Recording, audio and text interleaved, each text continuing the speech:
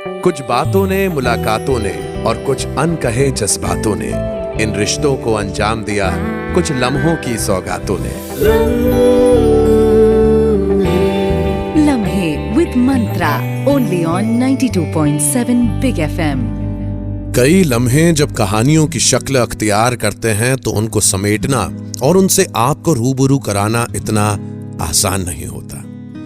हारून साहब और रीमा के लम्हों में 2 दिन निकल गए और आज इस कहानी का इख्तिताम जरूरी है। हमारी कहानी की शुरुआत हुई थी हारून साहब और रीमा की मुलाकात से। 2 अजनबी लोग एक दूसरे के साथी बने क्योंकि दोनों का दर्द एक ही था। अल्ताफ, हारून साहब का बेटा, जो उन दोनों को बिना बताए अमेरिका भाग गया। दोनों की जिंदगी में उसकी कमी को दोनों ने एक दूसरे का साथ देकर पूरा किया। लेकिन फिर हारून साहब की जिद की वजह से रीमा को शादी करनी पड़ी और हारून साहब अकेले हो गए। हर वीकेंड पर उनके बेटे के ईमेल्स पढ़ने रीमा आती रही। लेकिन इस वीकेंड पहली बार मसरूफियत की वजह से जब वो मंडे को हारून साहब से मिलने पहुंची तो देखा कि हारून साहब की सांसों की डोर बिखर चुकी थी। उनका पर्सनल ब्लैक बैग, जिन्हें वो कभी अपने से दूर नहीं करते थे, उनकी गोद में रखा हुआ था और उसमें एक कागज था जिस पर लिखा हुआ था अल्ताफ। रीमा ने वो कागज उठाया और पढ़ा।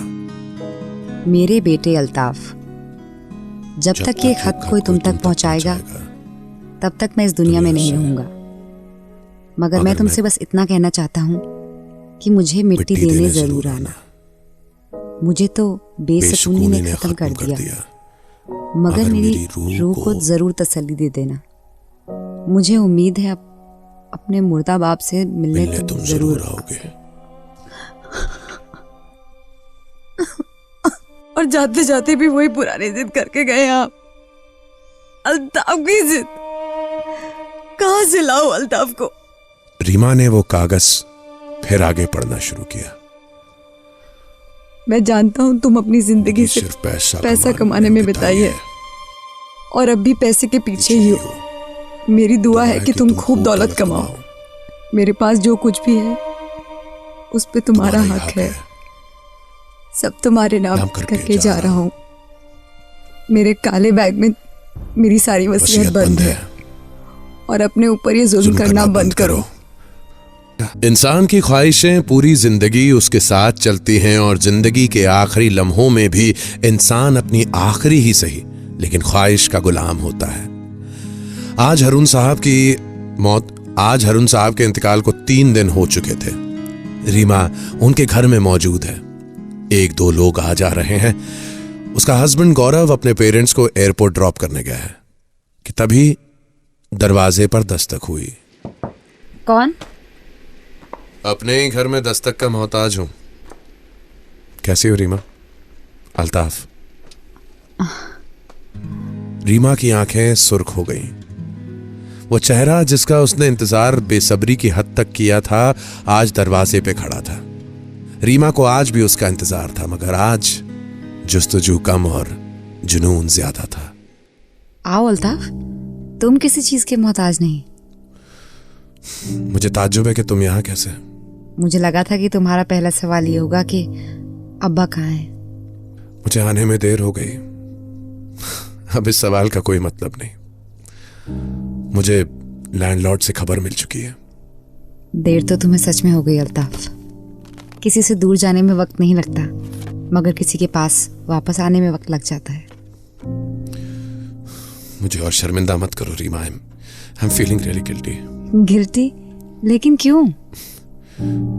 मैंने जो भी तुम्हारे साथ किया उसके लिए लुक आई अंडरस्टैंड, लेकिन no, you don't understand. Don't even try. तुम्हें मेरे लिए गिल्टी होने की जरूरत नहीं है अल्ताफ। तुमने तो मेरे लिए बहुत अच्छा किया। रीमा, तुम कुछ भी कहो मुझे, मैं सुनने के लिए तैयार हूं, लेकिन जिन हालातों में मैं यहाँ से गया हूं। प्लीज अल्ताफ, कोई एक्सप्लेनेशन मत देना। मुझे फिलहाल तुमसे कुछ नहीं कहना। जाओ, तुम्हारे अब्बा अब भी तुम्हारा इंतजार कर रहे हैं। इंतजार मतलब वो ना वो जिंदा हैं, ना ही इस दुनिया से गए हैं। उनकी रूह की तरह आज उनके जिस्म को भी तुम्हारा इंतजार है, सिटी हॉस्पिटल की मॉर्चरी में। जाओ और उनको दफना कर आओ। तुम्हारी मिट्टी का इंतजार है उन्हें। आज के लम्हे में कहानी एक ऐसे बेटे की जो अपने बाप को देखता है सालों बाद, लेकिन इस बार उसका बाप उससे कुछ कह नहीं पाता, ना वो उससे। अल्ताफ वापस आ चुका था और रीमा ने हारून साहब की ख्वाहिश के लिए उनकी मिट्टी उनके बेटे के हाथ से ही दिलवाई। अल्ताफ जब उनको दफना के घर लौटा तो बिल्कुल चुप था, जैसे खामोशी उसके चेहरे में घर कर गई हो, मगर रीमा को अब उससे बहुत कुछ कहना था। अल्ताफ, तुम्हारे अब्बा तुमसे बहुत मोहब्बत करते थे। आज अब्बा का चेहरा देखकर याद आया कितने बूढ़े हो गए थे वो। जब उनको मेरी जरूरत थी तब मैं अपनी बेहया जरूरतों के पीछे भागता रहा, और जब मैं उनकी हर जरूरत पूरी करना चाहता हूं तो उन्हें मेरी कोई जरूरत नहीं है। परेशान मत हो, उन्होंने अपनी जिंदगी के आखिरी दिन बहुत अच्छे से जिए हैं। उन्हें तुम्हारी जरूरत ज्यादा महसूस नहीं हुई। क्योंकि तुम थी ना उनके पास रीमा, है ना? वरना तुम यहां नहीं होती। तुम थी ना उनके साथ। हाँ, मैं थी उनके साथ। आखिरी दम तक तो नहीं, मगर आखिरी वक्त तक जरूर थी। क्यों रीमा? मैंने जो तुम्हारे साथ किया उसके बाद भी तुमने अब्बा के लिए किया इतना कुछ, आखिर क्यों? तुमने तो उन्हें कितने सालों से अकेला छोड़ रखा था। वो तो जीते जी ही मर जाते, मगर मैंने उन्हें आखिरी दम तक खुश रखने की पूरी कोशिश की। उनकी सबसे बड़ी खुशी थे तुम, और उन्हें तुमसे कोई ज्यादा शिकायत शिकवा कुछ नहीं था। कैसे नहीं थी शिकवा? मैंने तो उनको मुंबई भी जरूरत के तहत बुलाया था, अपनी जरूरत के लिए, ये घर बचाने के लिए। मुझसे तो उन्हें नफरत होनी चाहिए। जब कोई इंसान मौत के नजदीक हो तो उसे सिर्फ मोहब्बत चाहिए होती है, और उन्हें तुम्हारे चाहती हूँ। आज के लम्हे में आप सुन रहे हैं कहानी वीकेंड फादर। कुछ लम्हों में न जाने कितने सवाल छुपे होते हैं। पहले अल्ताफ की वजह से रीमा और हारून साहब सवालों के शिकंजे में थे, और आज अल्ताफ उसके नाम से आए ईमेल्स के सवाल में उलझा है, जो उसने कभी भेजा ही नहीं। उन्हें हर हफ्ते तुम्हारा ईमेल आता था। कौन से ईमेल्स रीमा? मैंने तो कभी कोई ईमेल लिखा ही नहीं। क्यों नहीं लिखा? उनके साथ रह नहीं सकते थे, अपने सपनों के पीछे भाग सकते थे, तो कम से कम एक खत तो लिख सकते थे। गलती हुई। ये एक काला बैग देख रहे हो? अरे, ये तो अब्बा का बैग हुआ करता था ना, जिसे वो हर वक्त अपने साथ रखते थे। हाँ, उनका वो काला बैग जो हमेशा उनके साथ रहता था। मुझे अब तक नहीं पता कि इस बैग में क्या है, बस वो लिख के गए हैं कि उनका सब कुछ तुम्हारे हवाले कर दिया जाए। खोलो इसको अल्ताफ, क्योंकि इसे खोलने का हक खुद तुम्हें देकर गए हैं। रीमा ने वो बैग उठा के अल्ताफ के सामने रख दिया। अल्ताफ की हिम्मत ही नहीं थी कि वो उस बैग की तरफ देखे। उसको जैसे उस बैग से खौफ सा हो गया था, मगर बैग को खोलना तो होगा ही। आखिर कौन से राज बंद है हारून साहब के उस ब्लैक बैग में? किसी राज को खोज लेने की जितनी बेसब्री होती है, उतना ही डर भी उस राज के साथ मौजूद होता है। हारून साहब के काले बैग में शायद उनका सब कुछ मौजूद था, जिसको खोलने का हक वो अपने बेटे अल्ताफ को दे गए थे। अल्ताफ ने कपकपाते हाथों से वो बैग खोला। उसमें बहुत सारे डॉक्यूमेंट्स थे। एक एक करके वो डॉक्यूमेंट्स निकाल कर देखने लगा। तुम्हारी लखनऊ की प्रॉपर्टी के पेपर्स हैं। अंकल तुम्हारा जुनून जानते थे। शायद वो चाहते थे कि तुम ये सब पाकर कुछ दिन ही सही अपने साथ जुल्म ना करो, क्योंकि इस पैसे के जुनून में सबसे ज्यादा जुल्म तुमने अपने साथ किया है।